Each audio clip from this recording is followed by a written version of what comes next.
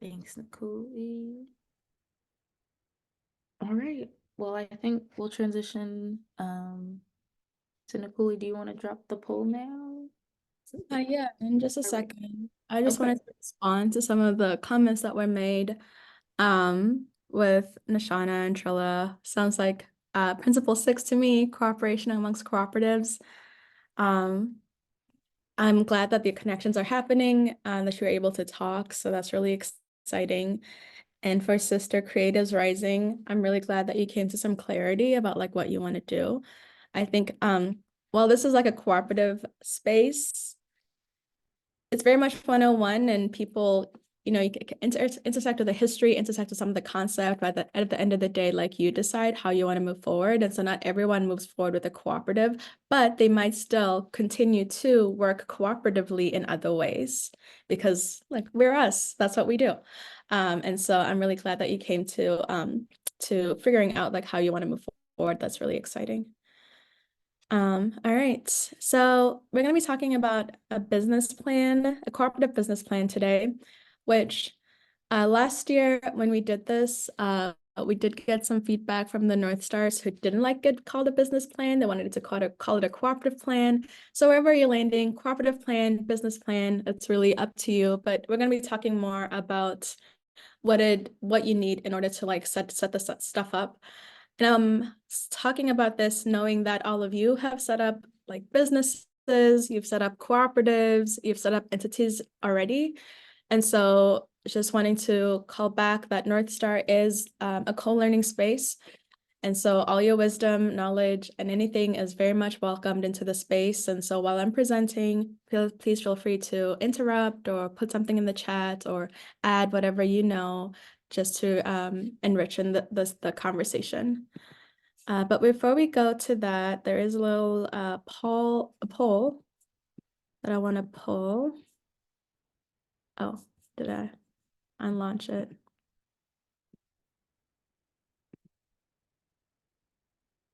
Okay, so just wanting to gauge like how comfortable are you with like developing a cooperative plan? Can everyone see the poll? Okay. Very comfortable, that's so, you're unsure, slightly uncomfortable, or it's not for you. So I think we have like 4 out of 8 responses, 50% participation. So I'm just going to wait for a few more answers before moving forward.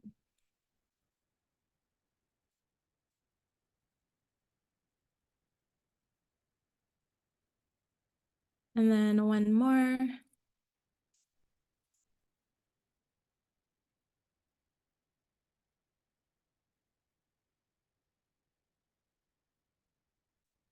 All right, I'm going to move forward.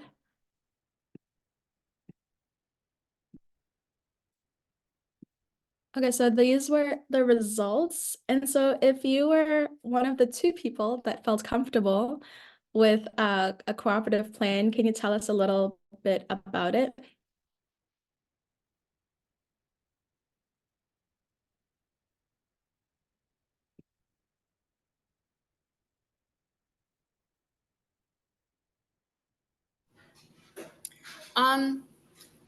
So like, do you want to know about the whole plan, like, or like brief version, or?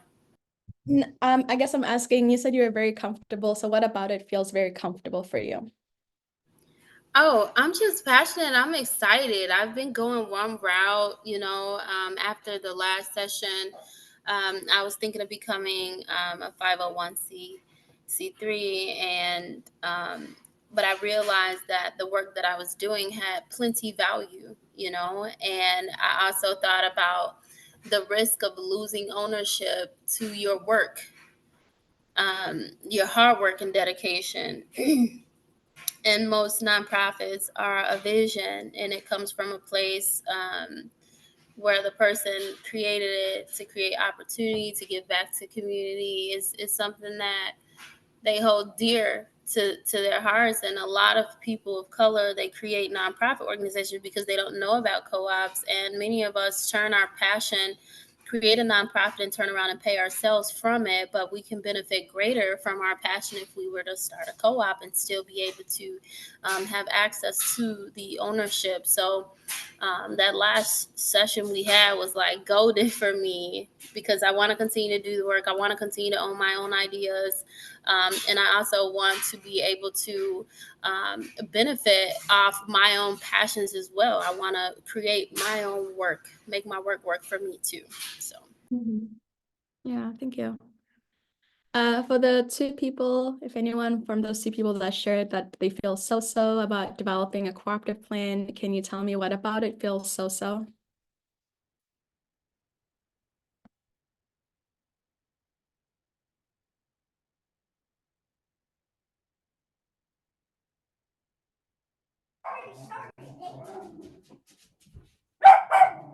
No, just go, please, so I can click on my stuff.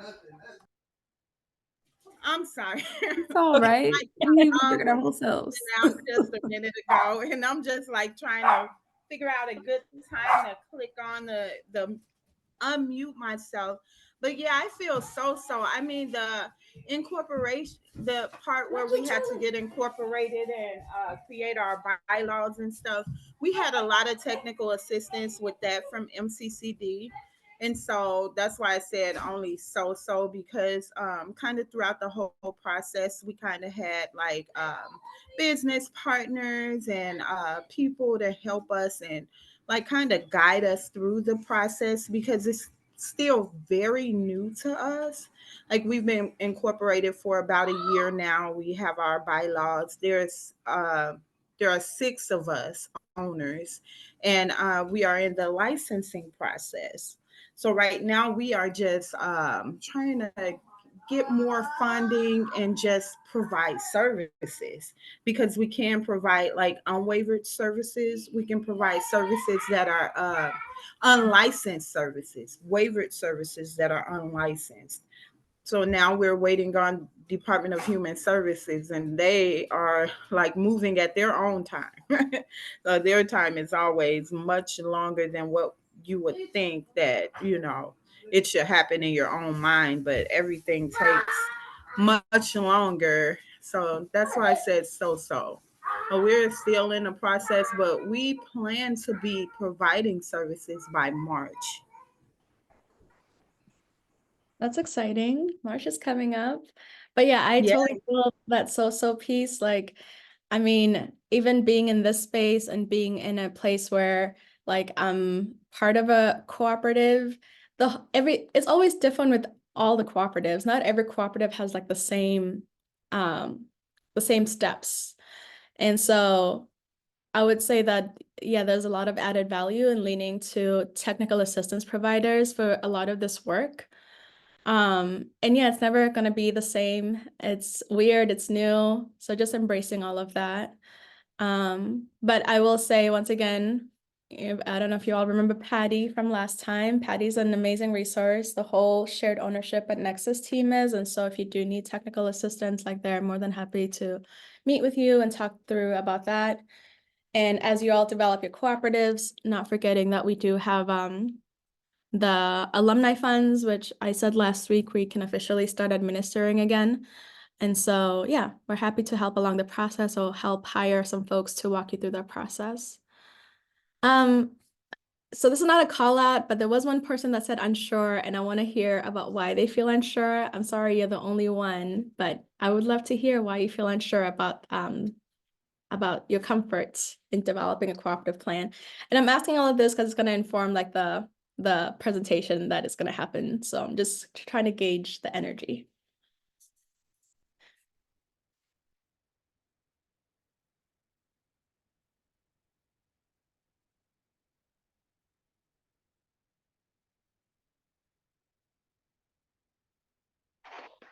Okay. I put on share because I've never done one. Okay. For us, we are in the process of having one done. Mm-hmm. Answering questions, a whole bunch of questions to help towards that. Never been in a co-op environment. So, but I have taken like community classes in business planning. When long time ago I was thinking about opening a business, but I don't know how that relates to what we are doing now for sure. So that is why I'm unsure. I don't know much. Yeah. Thanks for sharing that, Miss Aini. And I would say that those business classes that you took very much speak to the cooperative plan too, because knowing the work that you're all are doing, that's a business itself. And so you can definitely like kind of take some of the learnings from there and apply it to Black Broadband Coalition. So, and then the two people, if one person said it's not for me, why? Like, can I understand why it's not for you? Totally get it. I'm a creative. I'm not a technical person, so I'd rather just pay somebody to do that. That is perfectly fine too. Yeah. Yeah, if there are some people that love this, that's their jam, then why not pay them to do this work? And then apply your creativity in different ways. So yeah, absolutely. Thanks everyone for sharing. Okay, I'm gonna share my screen now. So we're gonna start this by doing some recap of last week. As I understand, there was some feelings about maybe not having enough time to code through the cooperative development plan. And so we're gonna start there and then work our way towards the business plan.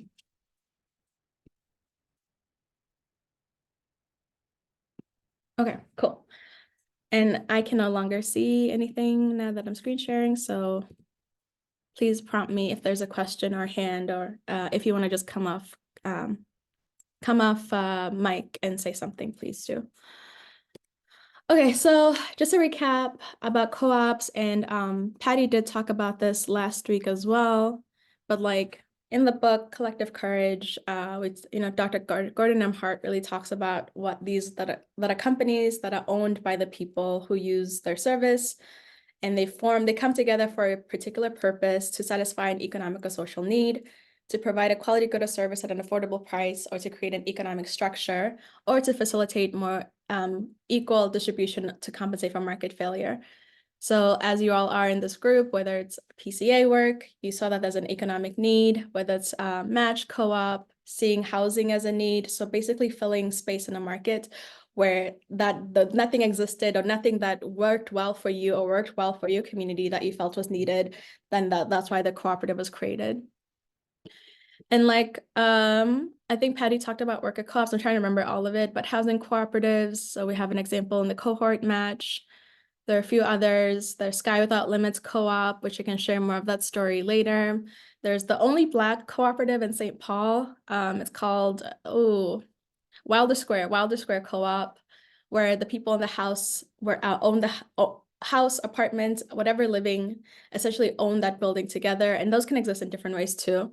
It could be limited equity. It could be market value, like the condos in New York that go for whatever prices that are unaffordable to me.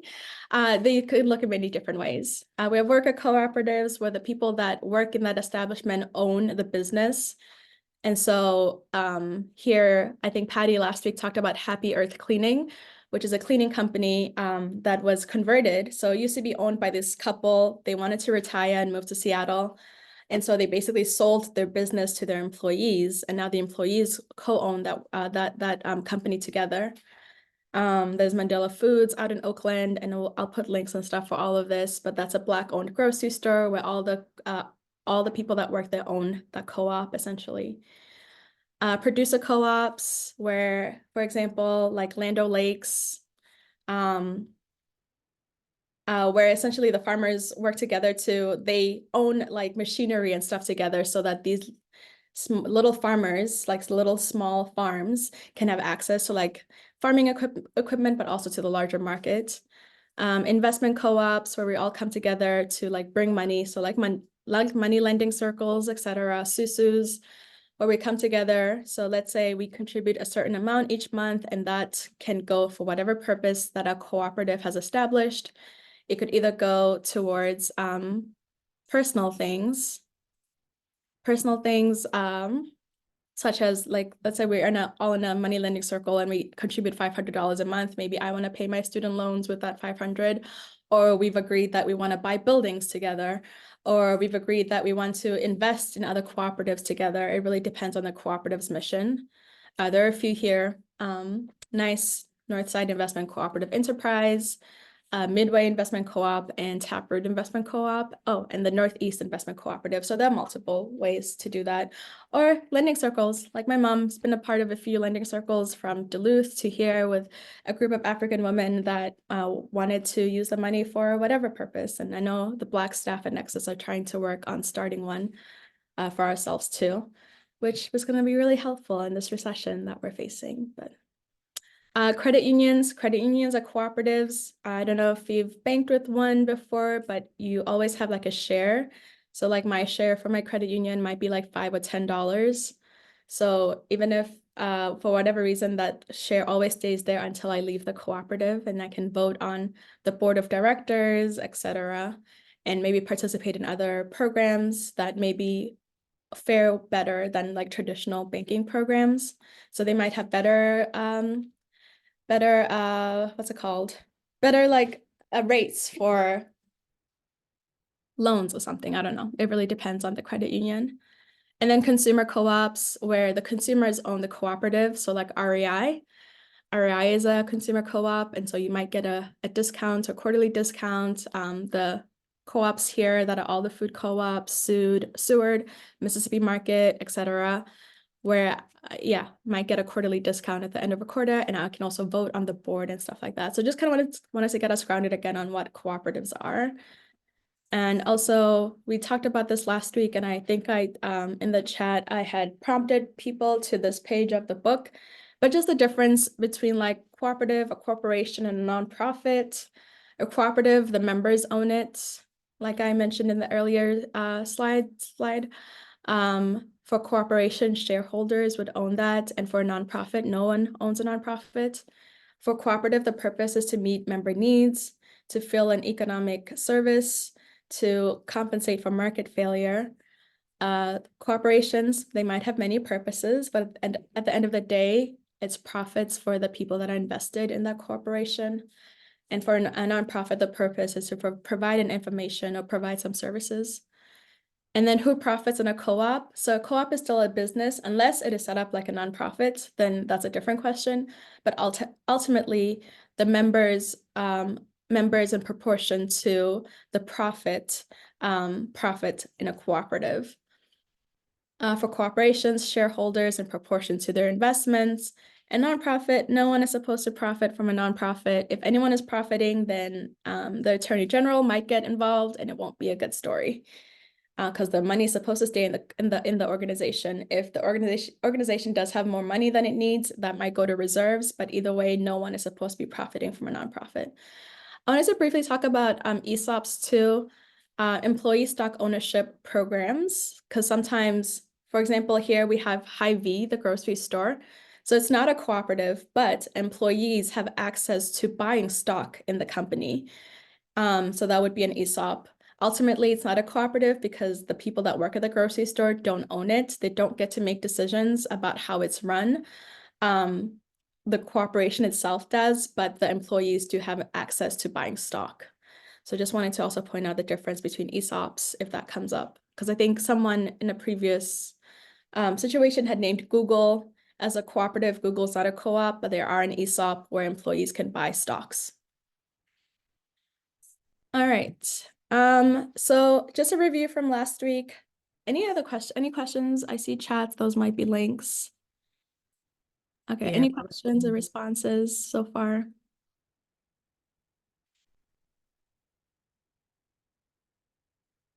Okay. All right, going back to kind of last week's, because last week's development timeline, because essentially these would be the steps needed to start a cooperative. But I also think this also works not just for cooperatives, it works for collectives, it works for nonprofits, it works for whatever entity you're trying to build. So just going a little more into these. And maybe I want to ask folks to read out So like for the first one, we have the idea. So maybe someone read like the bolded part from like to succeed to objectives and then go from there.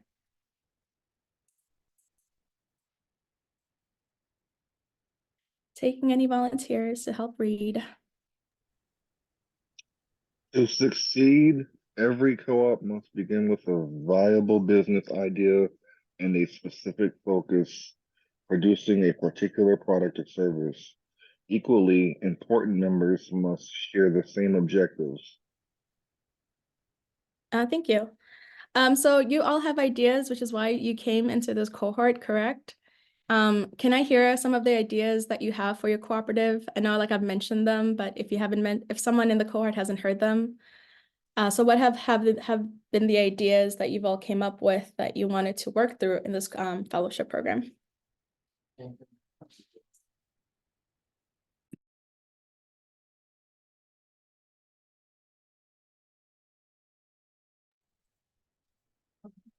Well, we want to have a community garden, and during harvest time, have the community come out and like get stuff that they need, like for free. Just have a free community garden. So that's one of our ideas. That is beautiful. Thanks for sharing. Anyone else? One more person. What's one idea that what they had for the co-op that maybe inspired them to apply for North Star or wanted to be in that in the space? I think learning foundation of co-ops. I mean, we had an idea, but just all the wealth of information that I've learned here was overwhelming. I guess I had an idea and thought I knew what a co-op was. And one of our ideas is to somehow provide STEM programs for Black and Brown people in our community that we are serving. Yeah, absolutely. Yeah, so like you said, that you've said your idea is the garden, Black Broadband Coalition, and having like STEM for Black and Brown people. Those are all like motivating factors to starting a co-op. You saw a need, you saw a gap, and so you created one. And so all of this has to start with some kind of idea. And even with this fellowship, I know you all gave like your mission and visions. It might be that those might change as you go through this, or for example, for Twin Cities Impact, if you all incorporated a year ago, I'm wondering like between that year, did anything change? Did any of the ideas change based on like what you were learning or how you were approaching that work? So it all has to start somewhere. And then, like I said last week, when you are building your co-op, these don't have to be in this order. They're just in this order today for the purpose of the presentation. And then we have the getting organized and building trust. Can anyone read the bold part for me?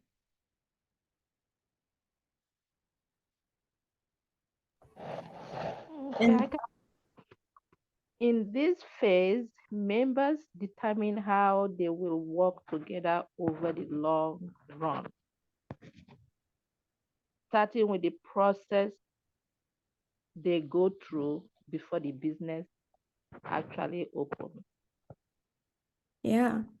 And so getting organized and building trust is a big thing for the work, regardless of what you're doing, regardless of whether you're in a nonprofit or a co-op or a collective, there has to be trust to do this work. You also have to figure out like how you want to make decisions. Is it consensus? Is it one person decides everything? Does one person just decide the finance? One of the things that Patty talked about last week was Arizmendi Bakery, the co-op, where essentially all the members are part of the board of directors, so they all get to make decisions together. Maybe that's not, maybe you want your co-op to have one or two people make decisions. So do the rest of the co-op members trust them to make those decisions? There has to be trust there. Are you all involved? Are responsibilities being delegated? Is it just on one person? Because if it's on one person, there's going to be burnout, and that's not sustainable. If it's a cooperative and we're all supposed to be working together, then what are all our responsibilities to this work? So yeah, getting organized and building trust is a big, big component of this. And on the other side of that, if trust is lost, or if conflict arises, is there a process in place to deal with that? If down the line, let's say I maybe don't agree with the cooperative vision that Liana and I are building, how do I approach her about that? Those all have to be like talked about and put in place ahead of time. So when you do get to that point, because working with people is hard, working with people who hold a lot of things, a lot of experiences, or bring a lot of things to the work is hard. And so what are some of those things that you can put in place to make sure that if there is a point where trust is lost or a conflict arises, you can work through that and come back to the original goals of the work? Okay, moving forward to establishing governance structures, which I will say we do have a whole section about governance and bylaws, and we'll be bringing facilitators to do that piece. But may someone please read the bold part for me?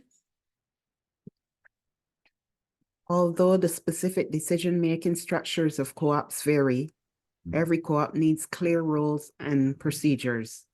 In this phase, members decide how their co-op will govern itself. Yeah, so Trillette mentioned bylaws. That's one way that a cooperative governs itself. So essentially you have established a process by which, for example, you can name the buy-in amount in those bylaws. So the buy-in amount is $1,000 or $50 or $0. Naming how the cooperative will operate, who the different roles are. Do you have a manager? Do you not have a manager? So naming all of those. And one of the things that Dr. Jessica Gordon-Nemhart talks about all the time is the importance of member education for those particular governance structures and bylaws. Because if I come into the co-op and I don't know what you're doing, then how am I supposed to abide by what you have laid out in place? And so making sure there's always education around what the governance structures are and those bylaws as well. But one thing that Carl mentioned last week, which I want to point out, is that as if you're all moving forward with cooperatives or building co-ops, you don't have to build bylaws from scratch. If there is a co-op out there that you really love, you can reach out to them, ask for their bylaws, and then use that as a basis to start. Also working with lawyers to help establish some of those bylaws is really great because it can help talk through some of this language and help parse out some of this as well. I'm wondering, I know now I'm picking on y'all because you mentioned it, but for Twin Cities Impact, can you talk a little more about the bylaws piece and how that experience was for you? Was it a good way for you to all navigate that? It was pretty good. We worked with Margaret, and she helped us come up with some of them. But for the most part, we all just voted like, how would we accept people into the co-op, and how long will they need to wait before they become part owner, and the buy-in process, how much they would have to pay to buy in. I believe we agreed on, I think $500 would be our buy-in. And how do we vote? You know, what percentage of people would need to vote in order to like dissolve the co-op or something like that. So it was a process, but we all six of us, we got together and made all of the decisions, and we decided that I think five to 5 out of 6 needs to vote to, make something happen. So the majority. Yeah, thank you for sharing. Absolutely. And like I said, we're going to be having this session, I believe in March or April, where we'll bring in some folks and a lawyer to talk about more about establishing governance structures. So if you have more questions, I'd wait for them. But yeah, so this is you need to figure out like how you're going to make decisions essentially in this part. And then the next part is market research, which is part of the business plan. I'll talk about that more, but can someone read the bold parts for me? Market research provides important information to understand the size and demographics of your target clientele, their needs, and your competitors. And so I feel like I maybe heard Nashana talk about this for some of her work. But yeah, like what does the market look like right now? I think it was after the check-in question, someone mentioned that what you were interested in doing and how you saw the need and wanted to fill the space. But yeah, what is the space? What is the market asking for? Who are your competitors? Black Broadband Coalition, how are you all coming up against Comcast or Century or these other utility internet providers for your work? Like, how are you different from them? But like, what service are you providing that goes beyond what they can offer? And so just thinking about who are the demographics for your work? One of the things that LaDonna, which I'm hoping, I don't know if we'll have her, but she's one of the co-founders of North Star, talks about when starting a cooperative, because I think one person asked, can you have like an all-Black co-op? Which the answer is like yes and no. But if you invite folks into your co-op, even if they're all Black, not everyone is going to agree about like how we're going to move together. And some people might, maybe you're an anti-capitalist and they're a capitalist. Like, what are some of those values? And so looking for the values in the work that you're doing in terms of like, what is best needed for your co-op? And she worded it very much differently and more beautifully. But so what are you doing and what do you feel like the value is? And yeah, who is your competition in this work? Do you feel like there is competition in this work, or do you feel like you're bringing something unique and valuable because maybe the work hasn't really highlighted the work of like Black or Indigenous or people of color communities in a way that you can? And so market research is an important part of the business plan, which I said, again, I'll talk about it in part 2 of this. Feasibility study. Can anyone read this for me, please? A feasibility study determines whether your proposed business plan is likely to succeed in your market. So we're talking about financials here, which we will have a finance piece too for this in March with Shared Capital Cooperative, which is a cooperative lender, and Christina Nicholson, who's a cooperative development finance. I don't know what she is, but she works at Nexus and she does a lot of the cooperative development financial pieces. But when thinking about your cooperative, is it gonna do well in the market? How much is it gonna cost to open the business? Are you gonna be a brick and mortar? Are you gonna be offering services virtually? Like, what are you doing? What is the cash flow gonna be for your business? Are you in it to make a profit? Do you want like a large profit ultimately if it's a cooperative and it's a business, or do you want, what kind of a profit are you looking for? And so making sure that the feasibility study is like really part of the process as well, just to know how feasible the business is. But once again, we will dive more into this part in an upcoming session. So ask for patience for now. And then business plan. This is a hefty one, so if 1 or 2 people or maybe 3 people want to read it, but I'm just asking for help in reading the bold parts. The business plan is a roadmap that details where your co-op is going and how to get there.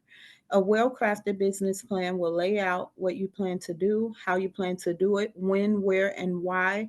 Your business plan shows that not only is your cooperative feasible, but that you know how you will achieve those feasible results. All new business plans involve risk. The purpose of the business plan is to minimize the risk and maximize the chances of success through careful research and planning.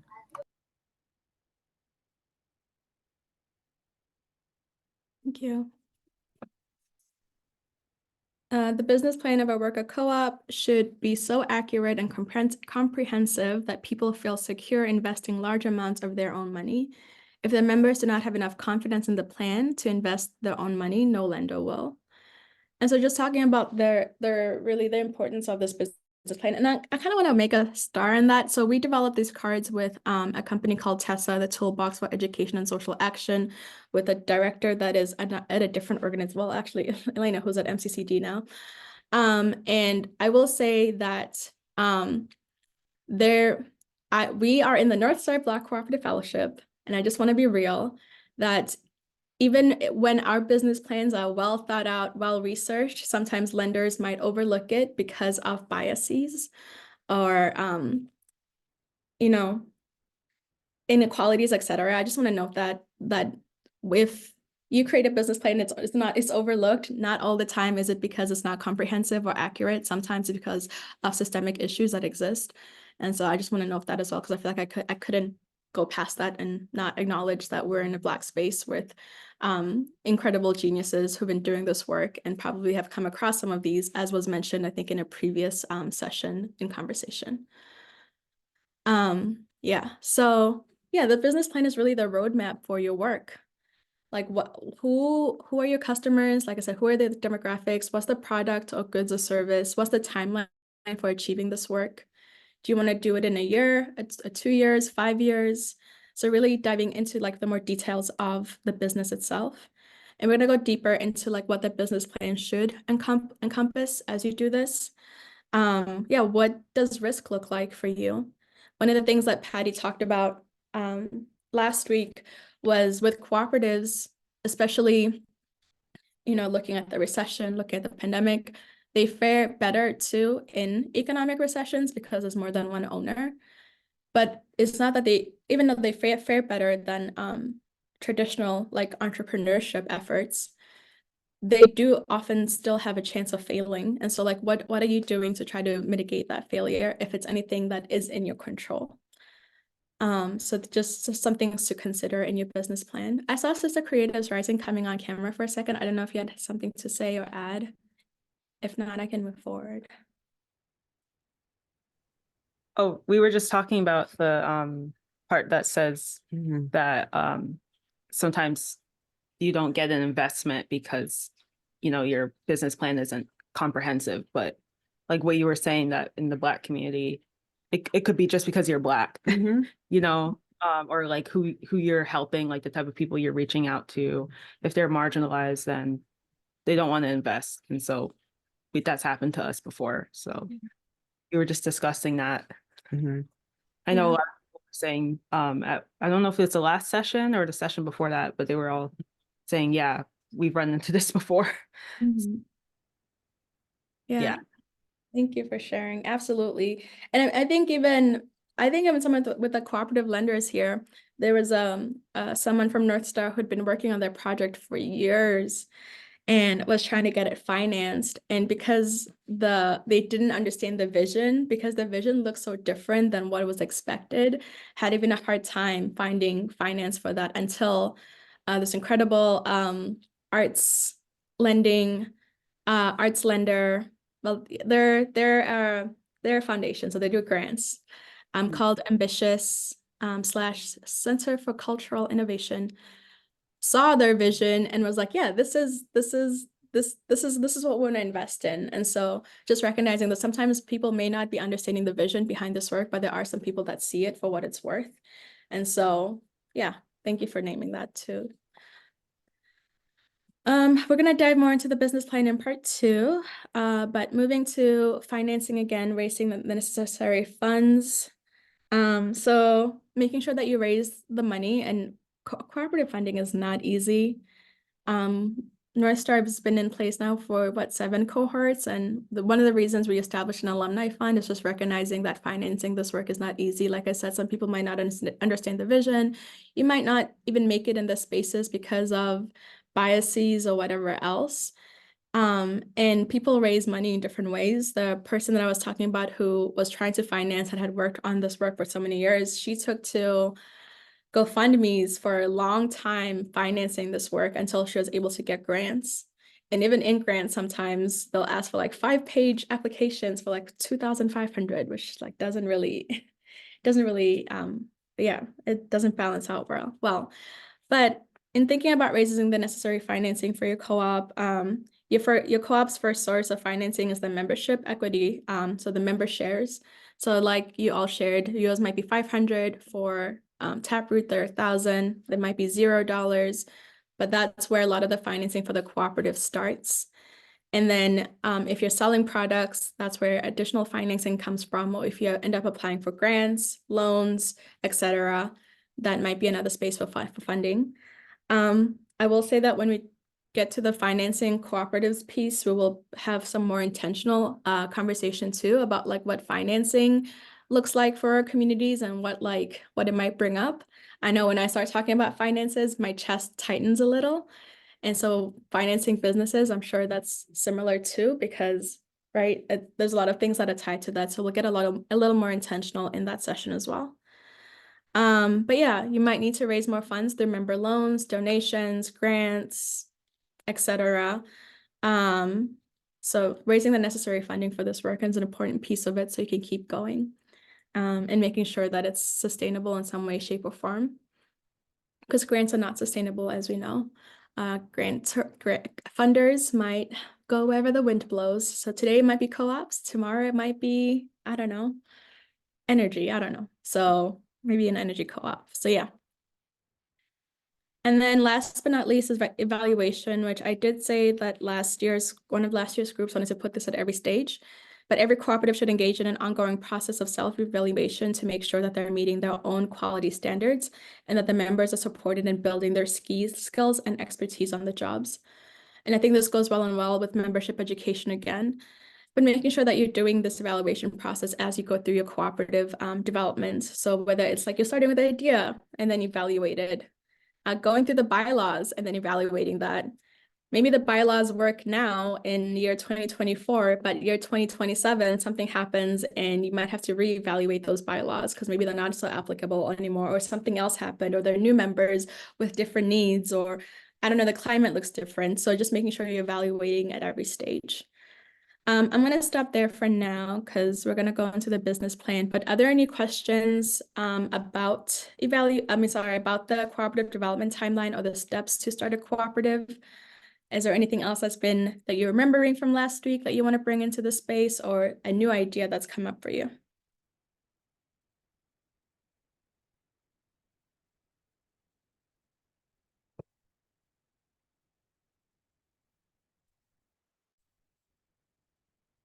No, none. Okay. Let's just take like 2 minutes and then I'll move into the next session. Just 2 minutes to reset.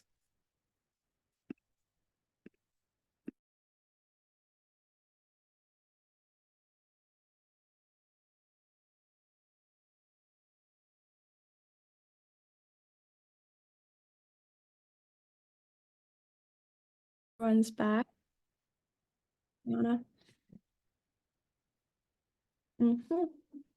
Okay, so how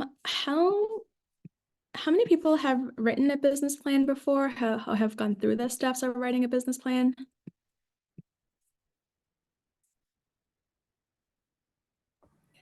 Well, we have our business plan already. Okay.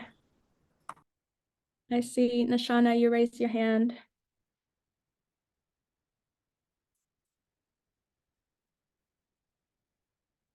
Did you have to go through that for your organization, Nashana?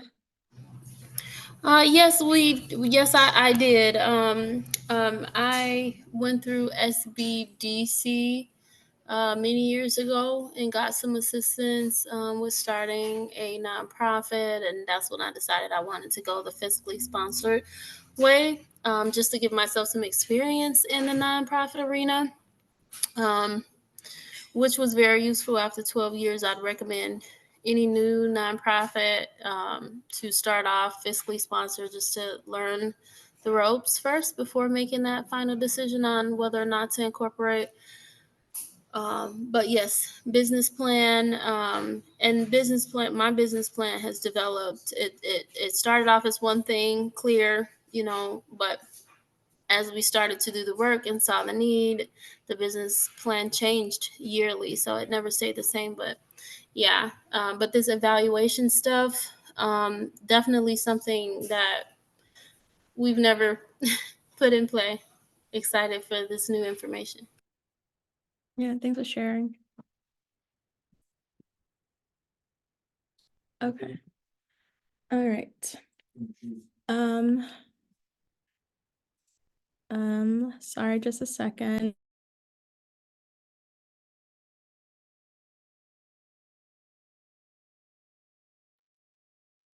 Lifting up Adriana's comment, started but never finished one. Match already had one. Okay. Thank you for sharing that. Thank you, Liana. All right. Okay, so business planning for your cooperative. So let's just get all grounded together, thinking about like what is a business plan. Like I said, I know we did a business course and we were developing one, but have to do a rewrite. Okay, thank you. Like I said, I know that many of you have written a business plan, and so if there is stuff to add, or if you feel like you want to give some commentary, please do so. I will definitely take all of that because this is a co-learning space. And I like hearing you guys talk and hearing about some of your work and some of the things you're working on as well. So this information, I just want to note that it's from Ajani, from Mabry Davis in particular, who did this course with us at Cooperation Works a year ago, I don't know. So he shared this with us, so I just want to note where this is coming from. So what is a business plan? Like I said earlier, when we were going through the cooperative development timeline, it's really like a trail for your work, for your business. So how is the cooperative entity of business going to work? This is one of the questions that he has to answer. Will you be making any sales, or will you be like giving services in some way, shape, or form? So like, what exactly is the business? Are you gonna break even or make a profit? What kind of profit are you looking at making? It's a roadmap for the business. The business plan really has to work to outline the goals and details of the business, and also how you want to get to those, how you're going to achieve some of those goals. And like we were talking about feasibility earlier, like how feasible is this? Did you look at the market? Did you look at the demographics? So that's what this business plan helps to answer. So there are lots of components of a business plan, but in particular, thinking about feasibility, thinking about marketing. Like I said, is there a market for this product or service? Who's going to manage this? Do you have a team? Is your cooperative going to manage it together? Are you going to have a manager of some sort? Are you going to be like Arizmendi Bakery and have all of the cooperative members manage it together? What kind of skills do you need to have in place for this? What kind of licensing do you have to have in place for this? If, for example, I think the team was working on I don't know if they shared this or not, but there were a group of therapists who wanted to be in a cooperative together. So if you're gonna be in a co-op, do you have to have some kind of license? You have to have an LPC. You have to be a licensed professional counselor to be a therapist. So do you have to have that in place? So yeah, thinking about some of those licensings, I think that was mentioned earlier in some of the discussions that were had this morning. And then thinking about the financials, like, is it profitable? Is that the goal? Or is your cooperative really a 501c3 that's operating cooperatively? So you don't have to be profitable, but you still have to make sure that the books are good. So those are some of the components of the business plan. And going back to the vision, the vision of your business really has to communicate your ideas to others. And so earlier I asked about some of the visions, but for folks that haven't shared, what is your cooperative vision, or what is your business vision or your venture vision, essentially? So I might start calling names. Abdu, if you're here, what is your cooperative vision? I could say I'm not clear yet with that one, but as the process goes, I'm developing that one. Okay. And I don't know if you all remember when we first were doing the cohort, we asked folks to go ahead and submit the missions and visions for the work. So it could be going back to that as well. Do you feel like the mission and vision that you submitted in fall is still the same as it is today? Or is it different? Slightly different, but I'm gonna go with the one I submitted. But how to profit and how to set up with that is still going on. Mm-hmm. Great, thank you. Yeah, and that can change too as you develop your co-op. Maybe you want to make a pie making co-op and you discover that the community also really likes cookies, and so that's what you add. So maybe the vision of the cooperative changes as you develop it based on like what you're seeing in the market. Okay. So the business plan itself, so section 1, just the outline, that's what we're gonna do today. But like I said, we do have, if you wanna dive more into this and get more detailed, we're happy to work with you to like hire someone to do this work with you and pay them. So, okay, so you have like the business description, So what kind of business is it? Is it a co-op? Is it an LLC? Is it a nonprofit that's not going to be profitable? Are you going to be selling any products or services in this business? What's the construction look like for the business? Do you know that it's going to be, so for cooperatives, they're normally based as, well, in the state of Minnesota, they're 308As or 308Bs based on like how they're going to be taking up profit. And so is it going to be a 308A where you're going to be selling preferred stock to people, or is it going to be a 308B? Is it going to be an LLC? Is it a nonprofit? Like what kind of construction does the cooperative need to be? What is the current status of the business? Is it still in its idea phase? Is it a startup, meaning that it's starting as a cooperative? Is it a conversion, meaning that it started off as a traditional business and then was converted into a cooperative? Is it an LLC or a nonprofit? So like what kind of status is it? And then like I said, what products or services do you offer, and who are your customers or your consumers? Who are you filling the gap for? But just going back for a second. Oh, nope, that's it. And then also when thinking about the business, you also need to think about the finances. And so that's the second part of the business plan. And I'm not going to dive into this very much because I hate math and I hate numbers, but we're going to have someone who's more brilliant come talk about this. So what do the finances look like? Is it income statements? What do the cash flow statements look like for the business? Is there a balance sheet? Are you breaking even? And what are the sources and uses of funds? And who's your bookkeeper? Is it someone in the cooperative that has the skills to be a bookkeeper or a CPA? Or are you hiring out to make sure that the books stay good? Because for you to be a healthy cooperative or healthy business, you need to make sure that the books are healthy as well. And so who is offering that service? Just making sure that you're aware of that. And we'll dive, like I said, we'll dive more into this. I believe it's a session after the one we're having like in 2 weeks. And then the third part of the business plan, just thinking broadly and outlining it, is really all these other things like the tax returns, the resumes, the reference letters, the letters of intent, and the contracts. And so you would put all of this together to make the business plan. I'm happy to send this out in more detail if you want to go ahead and fill out some of this more in thinking about your business. And then I also talked about I think I said market research and the corporate development timeline, but thinking about your work, what is a market analysis for your business? You have to make sure that it's relevant to establishing the visibility of the business, the viability of the business as well. Thinking about the market size and the industry of the business, trying to figure out like what the opportunities are. Are there any segments, underserved segments where the needs are not being met? Something that some people like to do is like a SWOT analysis to do this work. So you could apply like a SWOT analysis, which I'm going to ask Liana to add like a link for the SWOT because we're not going to go through that right now, to figure out like how you want to do the market analysis or even do the business planning itself. But the marketing plan could really include like what is being sold, or what is the service that is being offered? Who is it for? If it's for a cooperative in St. Paul, is it just for St. Paul residents, or is it for Twin Cities residents, or is it for residents in the suburbs as well? How do you want to reach customers?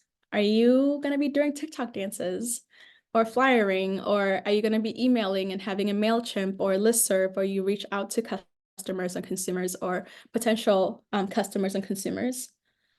Is your messaging to customers might be different with like messaging funders? How are you going to make sure that those narratives are built out? Because you're going to communicate to me as a customer differently than you would to someone that you're trying to fundraise from, because obviously the goals and objectives are going to be a little bit different. How are you going to describe that product or service? How do you come about pricing? Is the pricing relevant to like what the economy is looking like, or are there some values in the co-op that makes it set at a certain price because that's what you feel like is best needed for your community? Like, what is the pricing strategy for that business? And then also, what is the promotional strategy for that business as well? And then I feel like business planning also has to do a lot with project management, which for some of us, some people enjoy doing this part of the work, and some people maybe don't enjoy it as much.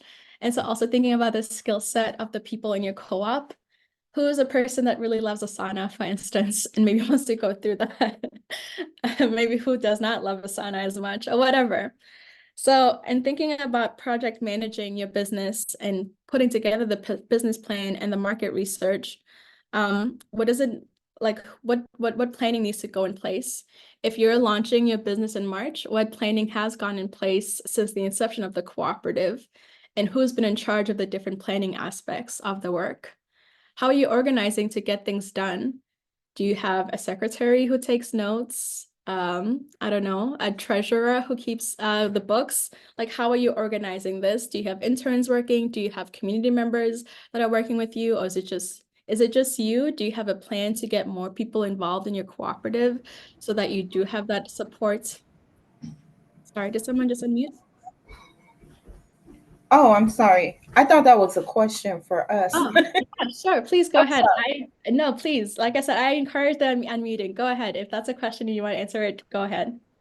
Yep. So we are getting ready to launch our website. We have our web designer. She's almost done with it. So we are gonna hopefully in the next week or so have that live. And then we do have our treasurer. We have our secretary. We are just waiting to hear back from the Department of Human Services that we are on the provider list, and then we're able to go ahead and launch, start our services. But also we are waiting on Hennepin County to we had to be approved as providers also through Hennepin County, and they are taking a look at our enrollment packet. We had to send them our business plan and everything. I didn't know I had to send that to Hennepin County, but apparently we did. And so we're just getting all of our ducks in a row, and we're working together. So there's a bunch of us working together to get it going. So it's not just me, thank God. I love that. A whole group of us. Yeah, thanks for sharing. Yeah, for sure. And I think that goes to the next part about leading, like who will take ownership for this work, and that it doesn't just have to be one person. I've been having some really good conversations lately with two other co-ops that two cooperative members that went through North Star in the past of they're feeling frustrated because they feel like because this was the idea they brought to the group, they feel like they have ownership of it and wanting to make sure that the folks in their cooperative also knew that they should be taking ownership of the work. And so even with some of this, it's like a lot of learning and unlearning. I think there's a lot of spaces where we just haven't been afforded the space to like flex our leadership muscles, or our leadership has not been really acknowledged or accepted in different ways. And so, yeah, what does it take to unlearn and relearn that unlearn and relearn that this is a space for people to have agency over their work, and that their leadership is valued, and that they have the space and they can take up space to do this, so that it's not just one person. So I think I've been having, like I said, having some really good conversations about that as well. Yeah. And then lastly, measuring, which goes back to evaluation. I think evaluation is the buzzword of the day. Yeah, how are you measuring or determining the goals and how they're met? If there are goals that are not met, are you going back to revisit those goals? Are you changing any goals? Are the markers moving in a different direction? Did you try something and not like it? Like, how are you measuring that, and how are you documenting that along the way? So that if there are new cooperative members that come in and they maybe want to test an idea that you've tried and didn't work, they are aware of that as well. I think I would add documentation to Jana's list of the work. So you document the steps along the way, because it's also one of the things that we talked about in the very, very, very first session with Ms. Riquette is the importance of storytelling. as we do this work, just knowing that oftentimes our stories aren't told. So as you're developing a cooperative, what story do you want to be told? So how are you documenting some of this work as well? And then the project management plan can include different things, which are the objectives and the deliverables. So if it's a timeline-based project, when are you trying to reach those goals? What goals do you have to reach? Is it potentially for a funder, or is it stuff that you have to do for the state that they are definitely looking for very detailed objectives and deliverables from you? So like, what does those look like? Who are your key stakeholders in this work? Is it community? Is it funders?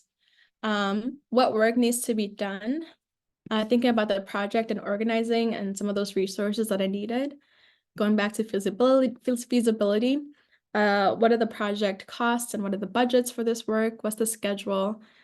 Is there risk associated with this? What does the risk look like? And what is the quality of management in this work? But also looking at contracts, and if you're contracting out some of these pieces for your cooperative, whether it be lawyers, technical assistance providers that provide feasibility studies or that provide help with the bylaws or help with structuring the co-op? Or is it on the other end where you're hiring contractors out to help with setting up your business, whether it be like actually building up the brick and mortar of the space or I don't know, having a CPA or something. So what do the contracts look like? Just making sure that this is all organized and laid out in your cooperative business plan, which this is both great for the members of community that you're working with that you maybe want to bring into this work, but also for different funders or if you're going after different loans, etc. And then these are the last slide, just things to remember. And I know I've gone way above time now, and I want to make some time for group discussion.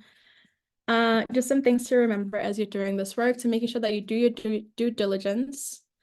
Just avoid making mistakes if possible. Sending rough copies. If you have friends or loved ones or anyone that you can lean on to look over this work, then making sure you do so. I'm also happy to look over anything. Making sure that whatever research you've done basically aligns with information that is current versus like outdated information so that they don't count that against you. Not making it too rosy, making sure that the expectations are clearly set. Addressing uncertainties. If you don't know, you don't know, but just like saying that or asking someone who does know. Yeah, and knowing the numbers, depending on others, not being unprepared. This is your cooperative work. You put a lot of time into it. And so just making sure that's reflected, or making sure you don't set unrealistic expectations. If you feel like the cooperative will maybe break even in 2 years, then saying that compared to like thinking or hoping that it'll reach like $1 million profit in 2 years when you haven't outlined the goals to like get to that place. Having some personal guarantee or too much collateral, a lack of current investments, and those can look in different ways too. It just doesn't have, it's not just monetary investment. It could be also just like buy-in from your cooperative members or time, etc. So just things to remember as folks build their business plans or have built their business plans. I want to go back to them. I'm going to stop. I think that's the last slide. Oh, yes. I'm going to stop and ask for questions or more discussion, and then we'll kind of break out in small groups before going into the break. Are there any questions or comments? Excuse me, your last list has too much collateral. Can you give me an example? I didn't know. I didn't know it was a thing too until Mabry said that. But just really being mindful of like what collateral you're putting up into the cooperative work. If there are things that you don't need to name, then don't name them, don't list them. And I can find out more too when shared capital comes and talks about the finance pieces of what that may look like, or what that has looked like for the people that have been financing their co-ops. I see a hand up. Yeah, you were talking about us, right? Yes, yep. Yeah. So my question is, we have some basics for a business plan, but so much has changed now, since we first developed it. And we never fully put it on paper. We have like pieces. Um, and now that we're becoming more defined, I wanted to know like how many pages should it be? Because I've seen like a 1-page business plan. I've seen 2 pages, 5, 10, 15. We're pretty small. So I was wondering like what's the typical, like, is it okay for it to be 1 to 2 pages? Should it be larger, like more pages? What's, Yeah, I think it really depends on the business and like what they're doing. So if you feel like your business is like if 1 or 2 pages is enough, then that's enough, unless you wanted to get into more detail. I would also base it on like who you're using like is it the business plan for yourself, or like is it fulfilling a particular purpose? So if like a funder is asking for certain things, maybe making sure that it fulfills those requirements. But I would say that if you feel that a 1 to 2 page business plan is enough for your cooperative or your work, then that's enough. Yeah, it really depends on the business and how much they're trying to communicate. Okay, yeah, because that's what I'm thinking about doing now. I'm trying to make like what's it, like a media kit and then a business plan. Um, and looking at how small we are, I think it would be like 2 pages. And I think that's a good plan to like depending on who we're submitting to, if it's like an investor that we're looking at that wants to know more, then we can adjust it as we go. So that's good to know. Thank you for that. No problem. Any other questions before I pop in the chat the next thing before we go to break?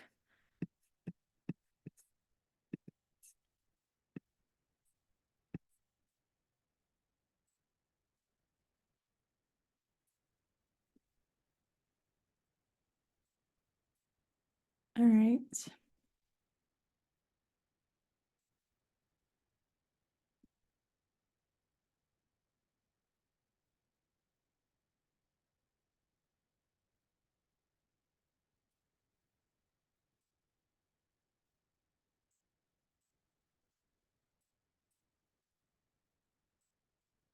I will have to put it in the chat later that I found it earlier.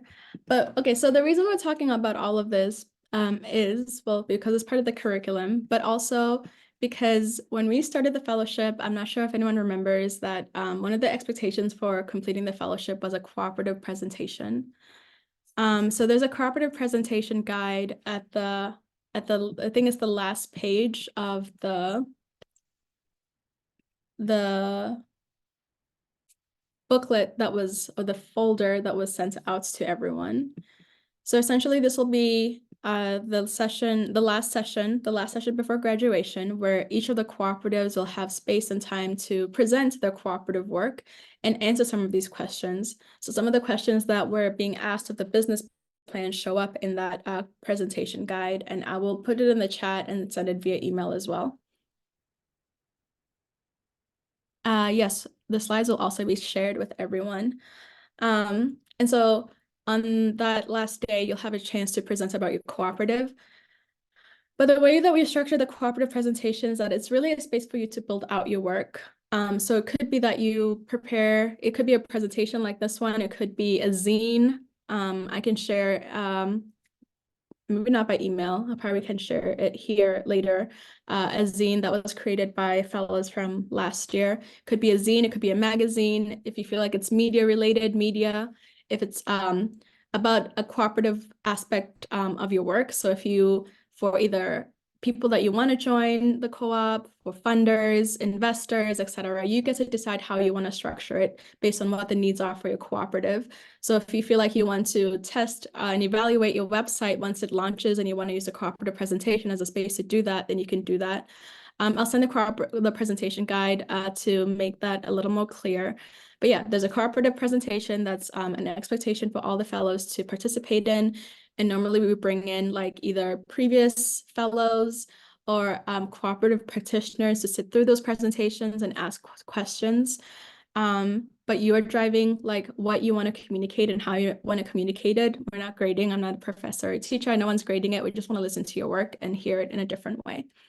So I'll add that, but I feel like I said a lot of things. And so maybe we'll start making our way into break and come back at what time, Liana? 12:25. Coming back at 12:25 for the second part, which Liana will be leading. It's Black History Month, so I want to celebrate that and also talk about a different type of cooperative and some cooperative organizing and what that looks like. So yeah, please be back at 12:25 and we'll see you then.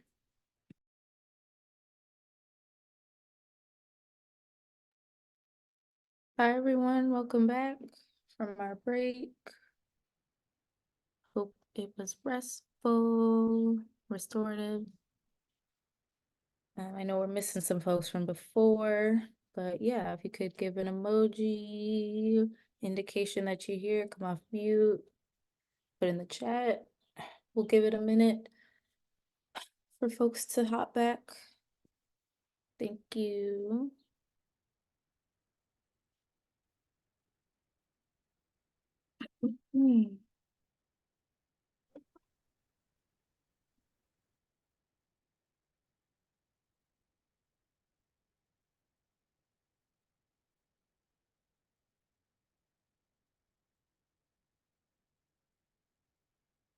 All right. I'm just going to get started just to introduce our next portion. So this afternoon we'll be watching Arc of Justice, and Arc of Justice traces the remarkable journey of New Communities, Inc., NCI, in Southwest Georgia, a story of racial justice, community organizing, and perseverance in the face of enormous obstacles. NCI was created in 1969 in Albany, Georgia, by leaders of the civil rights movement, including Congressman John Lewis and Charles and Shirley Sherrod, to help secure economic independence for African American families. And so we'll be watching this film. It's about 22 minutes, so not too long. And then we'll be doing some discussion just to process and reflect. And, with it being Black History Month and just also, Black history is celebrated, we know, all the time, every day, every month, every year, every second. And so kind of honoring the principle of Sankofa, that looking back to look ahead to the future. I feel like this will help ground us in our work and look to folks who have done this work and continue to do the work. So I hope that we all appreciate that. So I'm gonna make sure that things are set up on my end. But yeah, I'll be sharing my screen so we can watch that together. So just one moment here as I set up.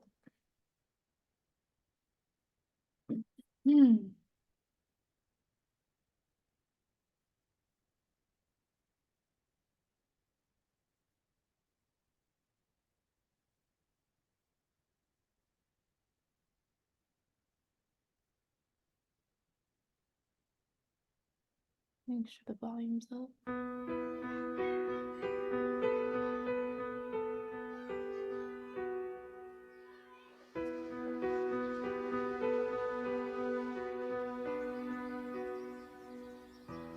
There were many African Americans who were sharecroppers and tenant farmers in Georgia, in Alabama, in Mississippi, in Tennessee. And when they attempted to register to vote, they were forced off of the land. They were living on plantations, living on some other person's land. You can help people fight for their rights, but when they don't have a base, when they don't have something that they own and they get kicked off the property, that's a really, really, really tough position. All right, I'm gonna pause. I'm not sure what's happening on my end. Let me check again, please. Oh, I see it now. Okay. 1 second. I'm not sure why it was black to begin with, but I just started seeing it after I shared. So just hold on a second here. Let me restart. All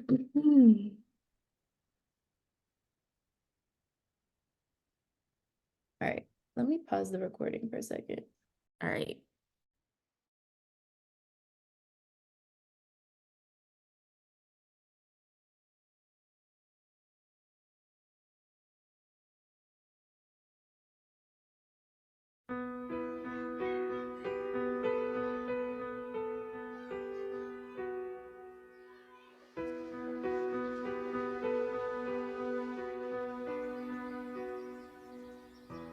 There were many African Americans.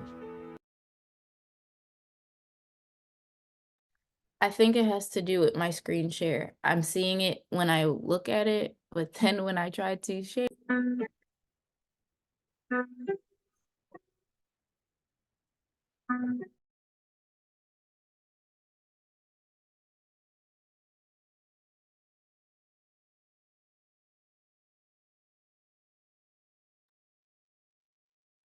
Not hearing the sound on my end. Alabama in Tennessee. Is the sound coming? And when they attempted to Now it is. Oh, Yeah. hold on. All right. register to vote, they were forced off of the land. They were living on plantation, living on some other person's land. You can help people fight for their rights, but when they don't have a base, when they don't have something that they own and they get kicked off the property, that's a really, really, really tough position. There was this growing feeling on the part of so many individuals and leaders within the movement that if you had your own piece of land, you could do things. You wouldn't be dependent on others.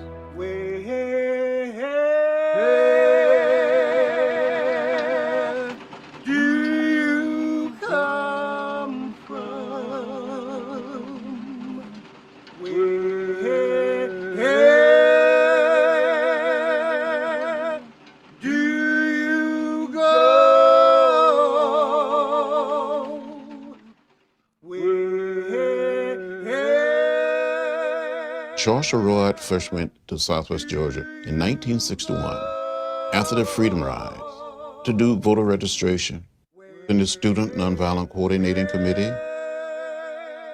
Because you had thousands of low-income African Americans. They could not register to vote simply because of the color of their skin.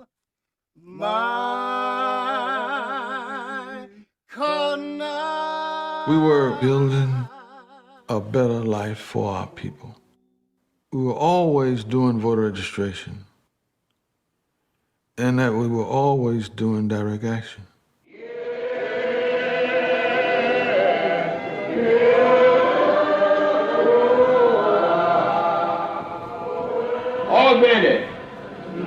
Albany, Georgia. We have been called upon and have heard the voice of democracy saying, get up from where you are and go to a land that I will show you all. When they began to arrest us, we filled the jails in Albany.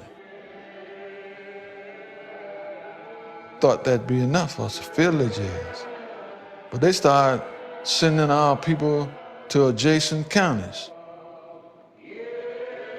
One boy got his jaw broken, and one leg was kicked in her rear and lost her baby. A lot of violence occurred and a lot of hurt from our people. My father was murdered March 25th, 1965. He was murdered by a white man who was never prosecuted. I made a commitment on the night of my father's death that I would not leave the South, that I would stay and devote my life to working for change. I was actually 17 years old, was not involved in the civil rights movement at that time, and didn't know how I would carry out that commitment. I've been hearing about this person, Charles Sherrod. I went to my first mass meeting, and I saw how he had led people there in Baker County to stand up. And they were saying all of these great things in the mass meeting and planning for more demonstrations and planning the other things to be done and singing.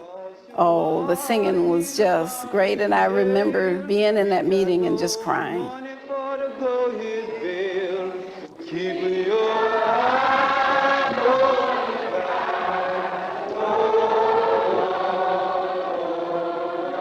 And I knew then that this was a way that I could live true to the commitment that I made.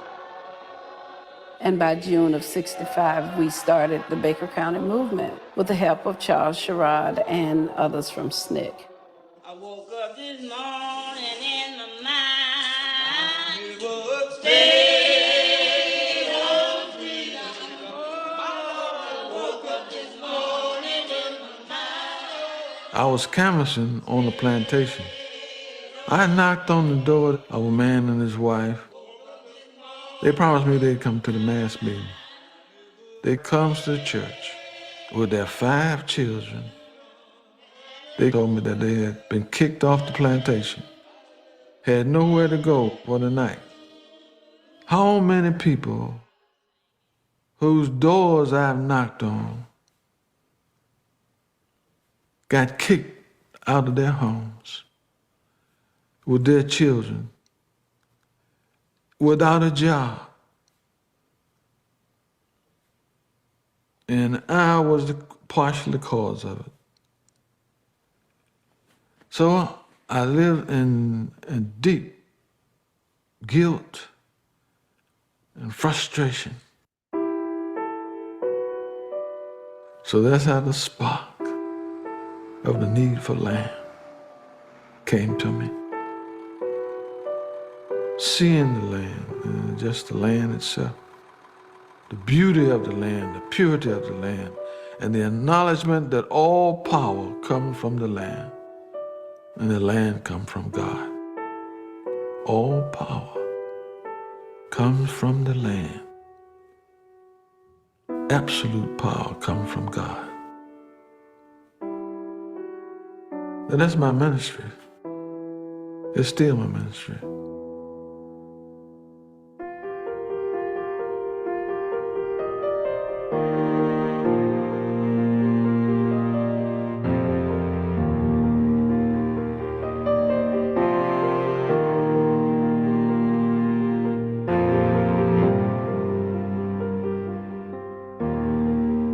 Slater King played a key role. He was the only Black real estate agent in the area, and that's how we knew that the Featherfield Farm in Lee County was available. It was 1969, I believe, when he was killed in a car wreck.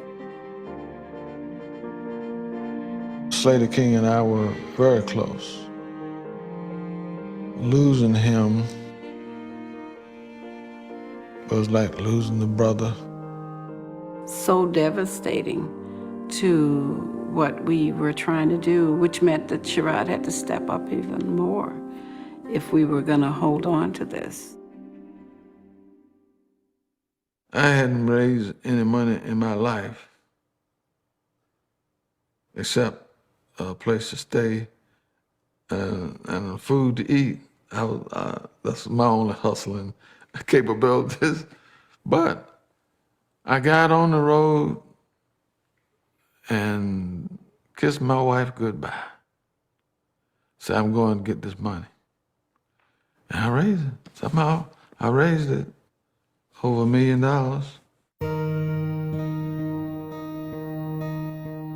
The idea behind New Communities was to take civil rights one step further into economic independence and economic rights, using agriculture as the economic base.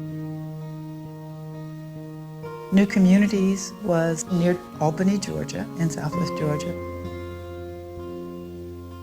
It was 6,000 acres of land. It was the largest tract of land owned by African Americans in the country at the time.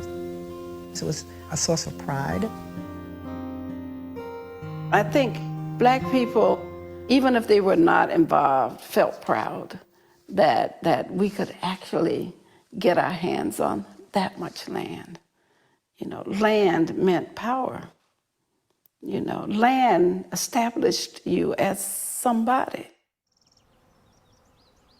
It was a courageous and brilliant idea to bring people together in a new way of thinking and a new way of doing something.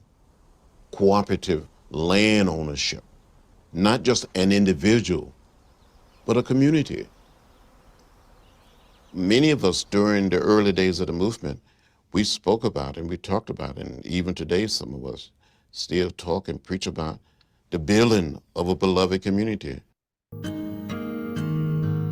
More cooperative living, cooperative buying, cooperative selling, cooperative, just about everything cooperative. We received a planning grant of nearly $100,000 from the Office of Economic Opportunity. So we've gone from fighting for our rights to now having rights and trying to do something with it. It was some exciting times, you know, you're planning villages, you're planning education, you're planning all of these things. You basically have a chance to plan a life and lives and plan ways to help our people. We had a list of 500 families who were willing to live on this land the way we proposed. You would own your home, but you'd lease the land underneath your home.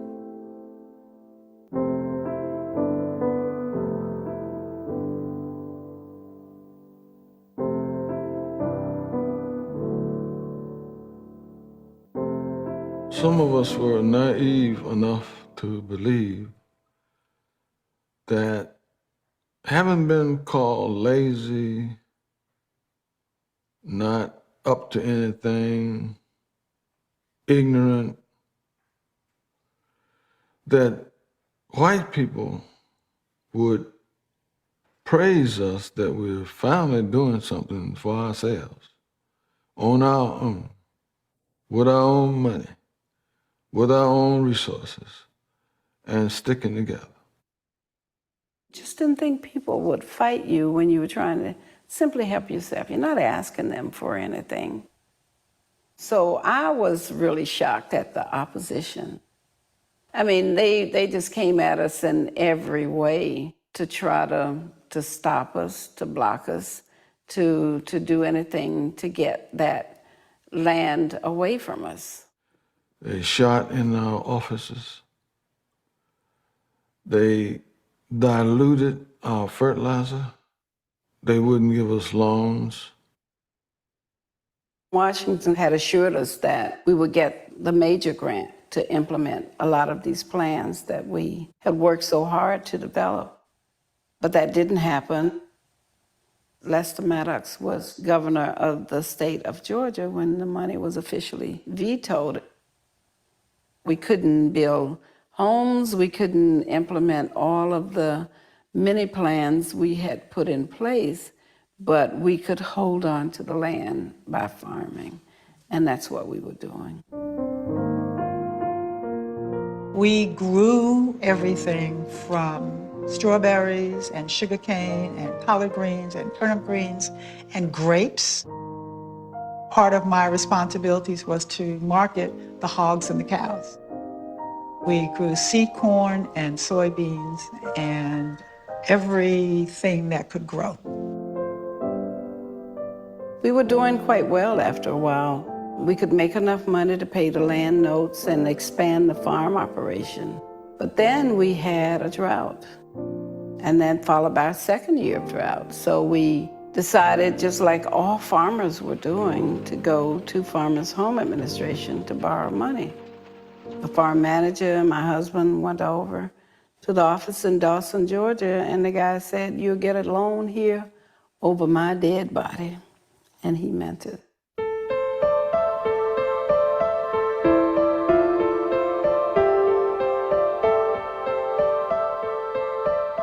We actually faced foreclosure, And Sherrod was out traveling around the country trying to raise money. Well, we're about to lose our land. And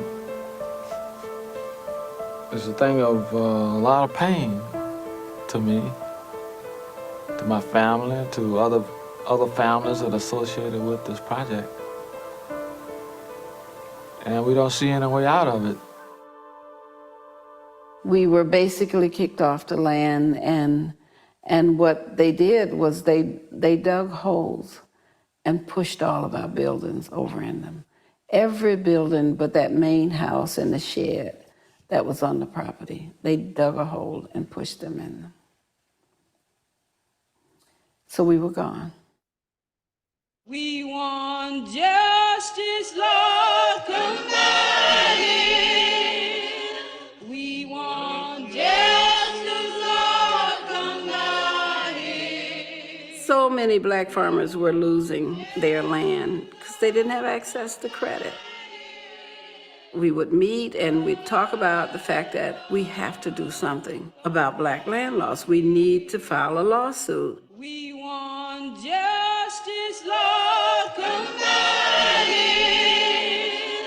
We want justice, Lord, come down. One of the heroines in this story is Rose Sanders. And, here's this African-American attorney in Alabama dedicated to the idea that this can be done and that this case was triable and winnable. And she doggedly pursued it. We didn't hear anything else on our case until the night of July 8, 2009. That's when our lawyer called our house. I answered the phone. She said, "Shirley, have you heard?" I said, "No." She said, "We won." She's all excited. It's 10 years now, So I said, "Really?" She said, "You want to guess how much?" I said, "Well, Rose, is it at least $1 million?" And she said, "Shirley, it's 12. So it was just so unbelievable. We were happy, and I think both of us cried. It was really, really something. We fought. We were hoping that we'd get something. But now we could continue with the dream. Someone suggested that we should look at Cypress Pond Plantation. So one Sunday morning, we came out here. We went in that big antebellum home, and I just had a problem with antebellum. Why would we want an antebellum home, a plantation? That place was once owned by the largest slave owner and the wealthiest man in Georgia. Then I started looking at this and saying, this is where we were supposed to be. What a statement to our people, that this could go from a slave owner to descendants of slaves.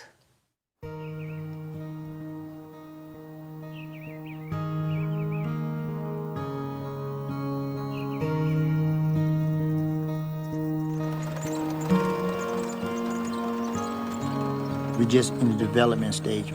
We got the pecans in production, about 80 acres of pecans. We're getting the irrigation put in on them. This year we're expecting a great crop because we will have water. My major was horticulture, and I've had a farm of my own. Of course, I lost my farm back in '85 when we had a disaster, and prior to that we had a lot of drought. And at the same time that the new community lost their property. And that's why I'm here so determined to make things work and do whatever I can. Losing the farm was torturous and very sad. But to have the settlement, to have this land, who could have predicted this road and this path? In some ways, it is the arc of justice.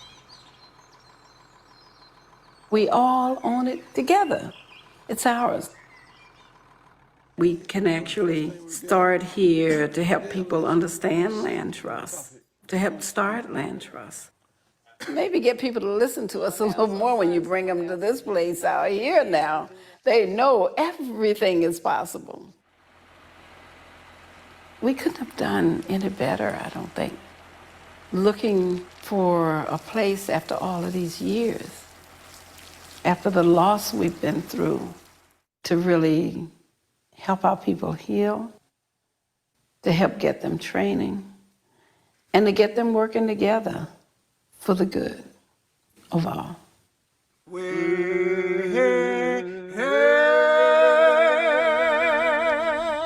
Do you come from? My, but if it hadn't been for, well, if it hadn't been for my Canada, I would have been married a long time ago.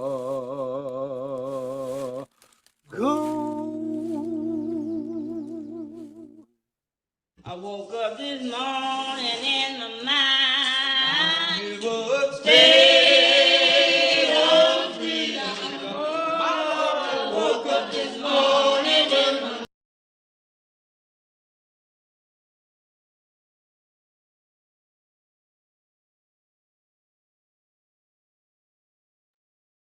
All right. Thank you, Nicole, for sharing that. So now we're going to transition into some brief individual time to reflect first. So I'm going to put in the chat the questions for us to think about, not only individually, but when we get into some small groups and a large group. So let me pop those there.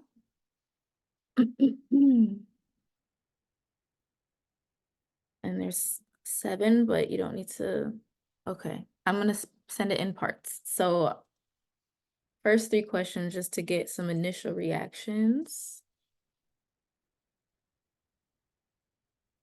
So let's take until about 105 to just reflect on these initial questions, and then I'll put the other questions in the chat after for our small groups. So just some initial reactions and reflections.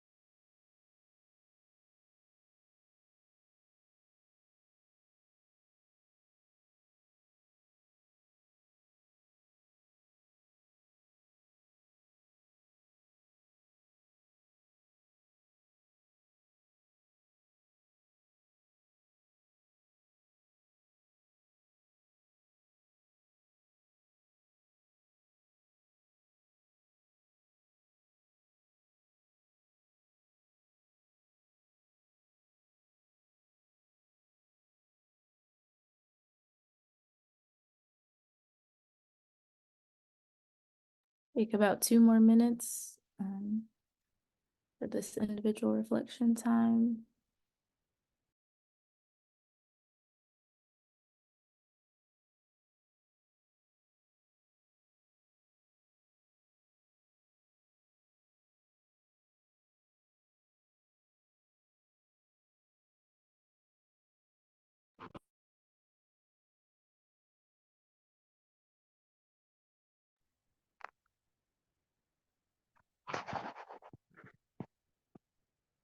Is there something going on right now? Because my screen is blank.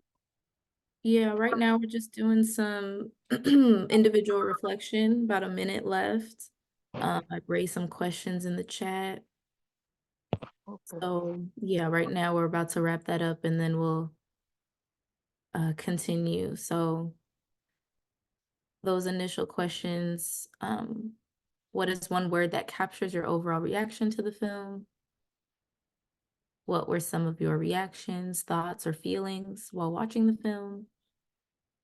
What questions or concerns did the film raise for you personally and professionally? And then these next questions were more for the small group, so I just put them in the chat ahead of time.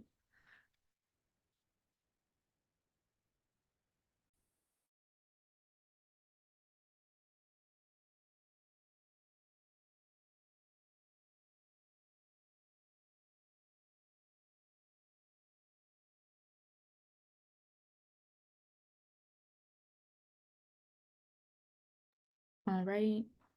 Hope folks can wrap up their thoughts to those initial reflection questions. I'm wondering, before we get into some small groups to go further, wondering if everyone can put in the chat that one word reaction, and I want you to wait before you press enter or send so we can kind of have a word chat waterfall word of just all the words that are coming up.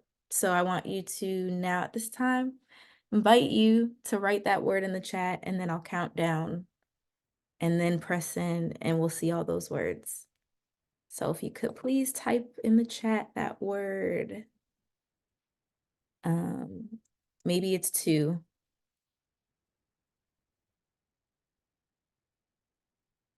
Does everyone have their words typed in the chat? Wait, don't press send. All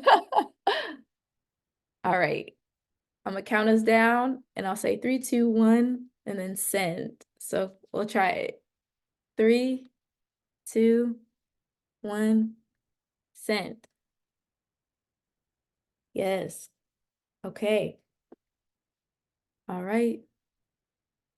Think that's everybody. So I'm gonna just lift up what I'm seeing.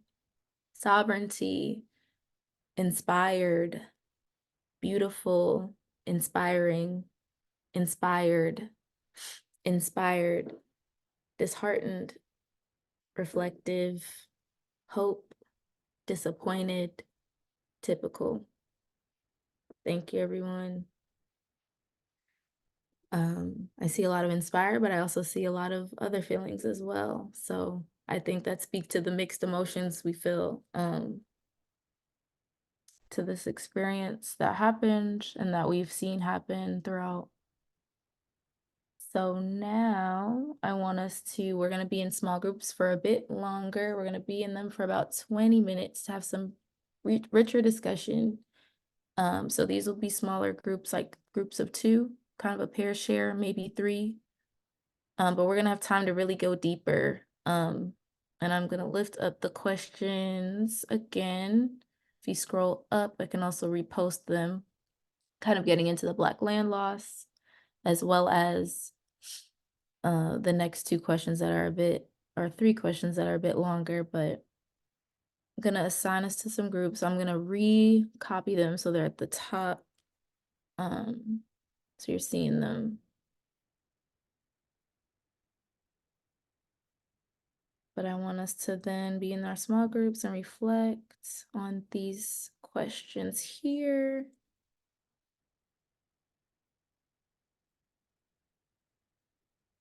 And we'll have 20 minutes, so a longer time to talk.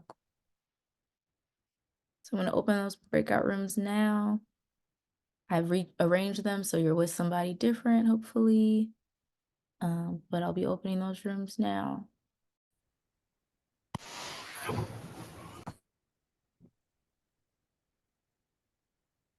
All right, welcome back, everyone. I hope those conversations were, I'm sure they were, dynamic and rich and full. Wondering, let's see here, if anyone has things they want to lift up in the group, maybe starting with Anthony, Abdu, your group. Any thoughts that you want to lift up that you talked about?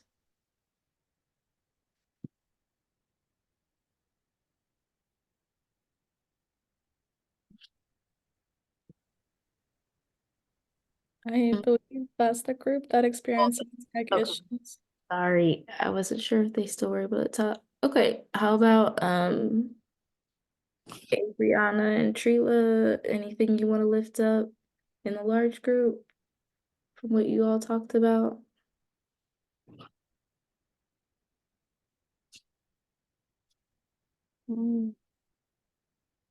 Not really. Okay. I guess maybe let's see. Were there any lessons that came up? Anything that you're kind of ruminating on that you'd like to share? Um, well, what I was thinking about is just like, since um like these white institutions are consistently setting up barriers for Black folks, it's like, what are our legal rights, and are people willing to band together to sue? I mean, like how they've done. So just thinking about reparations, really. Thank you.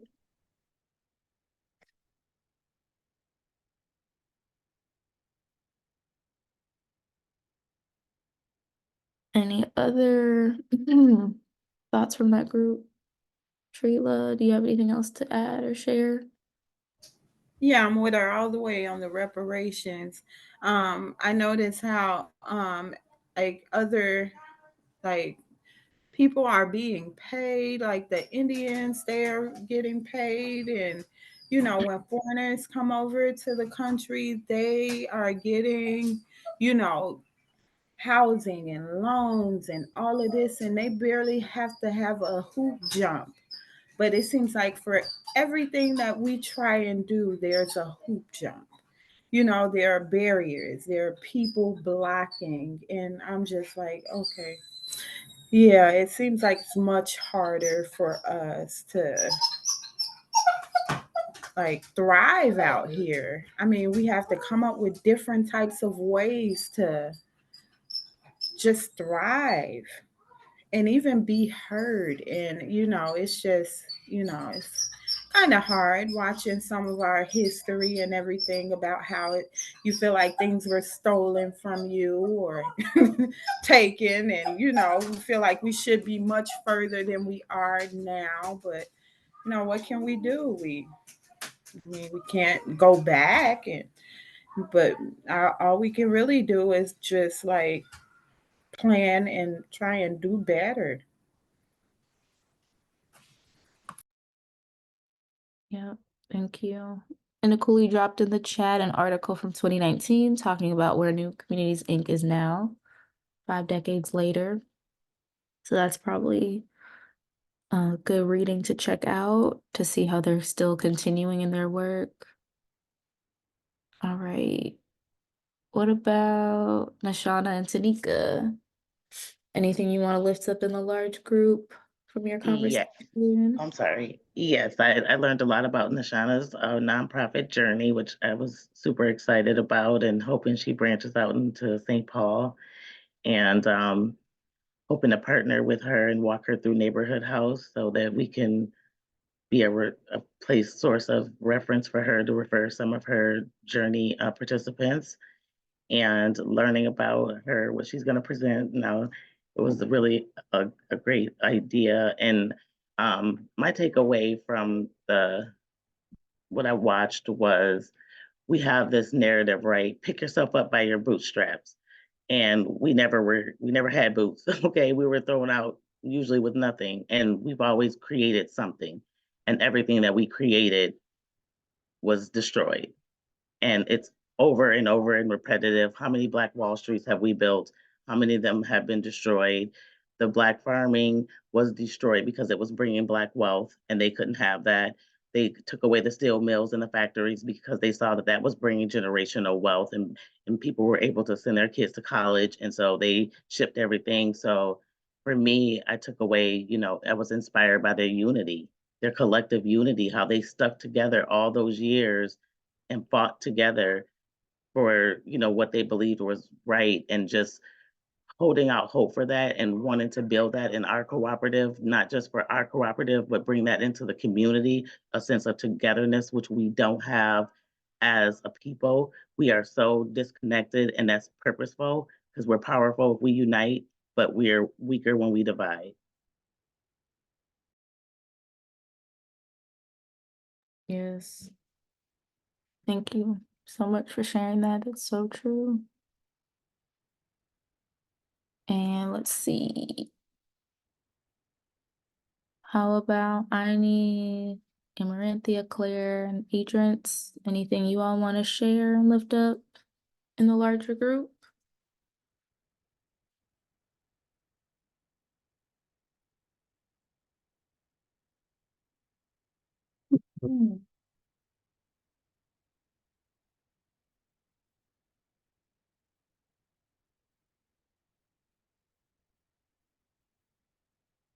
Wait, let me unmute. Okay. Well, there was a lot. It was a very powerful story in the sense that, even though they kept going through all that stuff, they never gave up for so many years. And the whole thing that stood out for me at Amaranthia was when they had the plantation house, and they were like thinking, wow, this is where we were enslaved and stuff. Should we really do this? And my first thought about that was like, wow, that's reclamation. Go do it, reclaim that house. And I think that's what a lot of us maybe have to do in our lives, reclaim our power that's been taken from us, But the story is just one of perseverance and resilience and never giving up. And I think it's a really powerful and beautiful message behind it, even though it had a lot of pain in it. So that was it.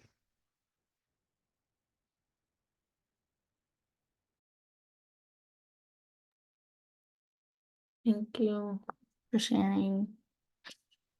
All right. Any other final thoughts before we transition to our survey and closing that anyone else wants to share?